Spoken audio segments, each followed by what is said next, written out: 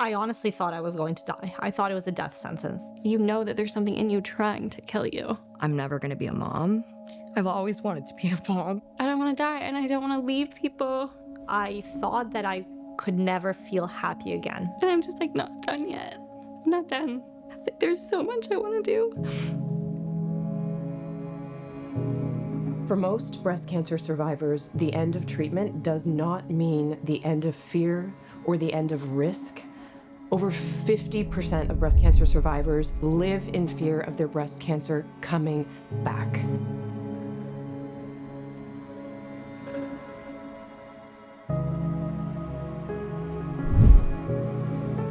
That's something that's hard to live with because you think to yourself, well, if I can make it to that first 5 years, well, I'm in the clear, but it's just not the case with this. The biggest fear that I've had to sit with every day is that it's coming back. What if it comes back? Every birthday is like, I didn't think I'd make it to this birthday, so every birthday is just a blessing because you can't look too far ahead.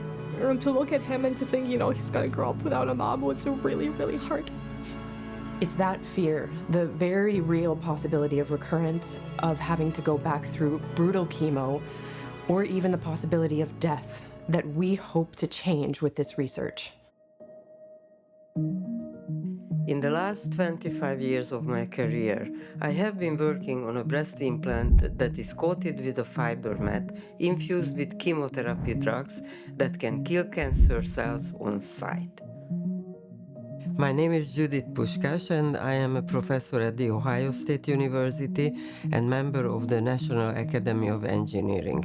I am the co-inventor of the drug-eluting heart stent that helped the lives already of 10 million people.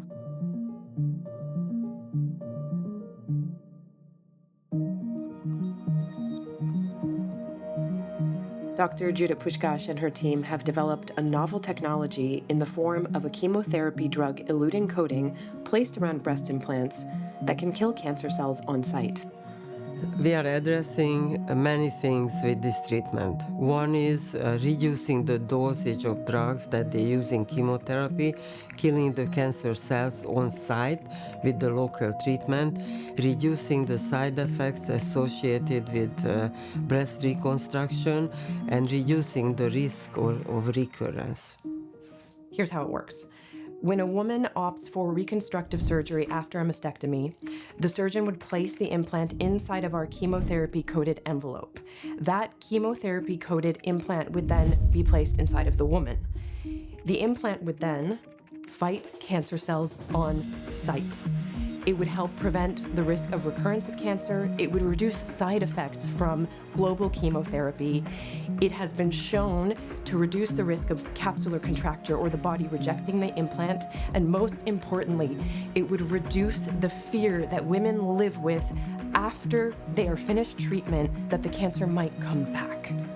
In the context of medicines or therapeutics, the biomaterial is often a scaffold or a delivery vehicle, and those materials allow us to adjust the timing.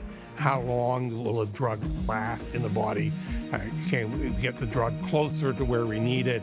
Can we minimize side effects? Can we focus the drug on where it's needed?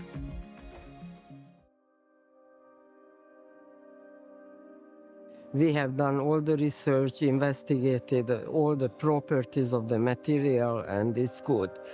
Then we did the drug infusion, and that methodology also works very well. Then we tested the drug release in vitro in a Petri dish. And we have shown the very nice slow release of this drug.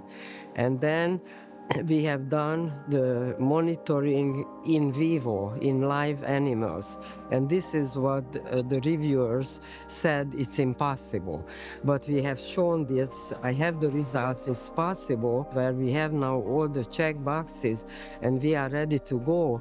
I tried to submit these research results into 6 journals so far. All of them rejected it without review.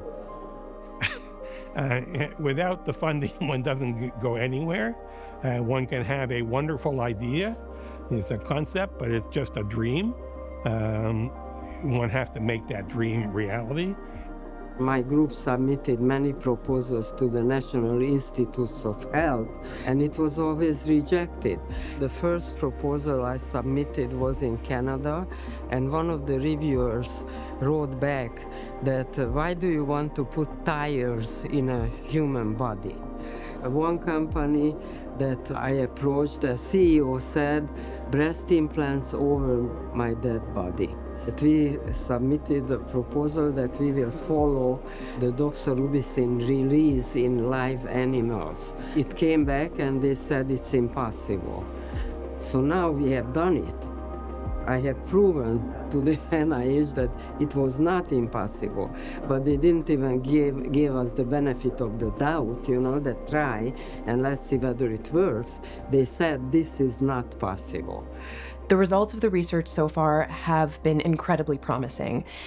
There were things they told us we could not do, and we did them.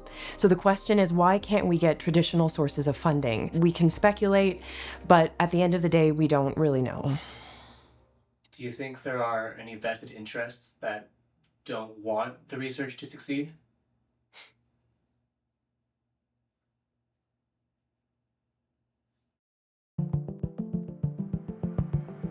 You're not given a choice.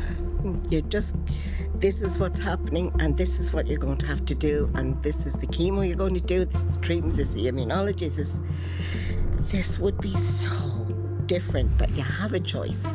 The only thing in your mind. Some days it's the paralyzing fear again. It's the fear of, oh my gosh, I've already done it once. If this comes back, how the fuck am I going to do this again? I would just hate it if there was something that I could have done that I didn't do to reduce my chance. So if there's something that could be put in me that could automatically be reducing my chance of reoccurrence, and just knowing that there's something in addition to my willpower that was fighting this cancer would be honestly so relieving. The fears are not around the initial treatment. The entirety of the fear is in the recurrence part of it. So knowing that there is a product out there that would help take those numbers further down, so anything that takes it down by like 10%, 20%, 5%, even 2% when it's something that's a matter of life and death, matters so much. Very little I know is aimed at making women's life better who have to go through the chemotherapy. So I see this research as exactly that missing piece. And hopefully we can get the proof that this will have a great impact. I can do things in the laboratory, or doctors can do, researchers things in the laboratory, but the real proof is the clinical trial, because you have to see how actual people react to the treatment. There's my child. Imagine if she had that choice. Imagine she doesn't have to wake up every morning with that fear that the cancer is there.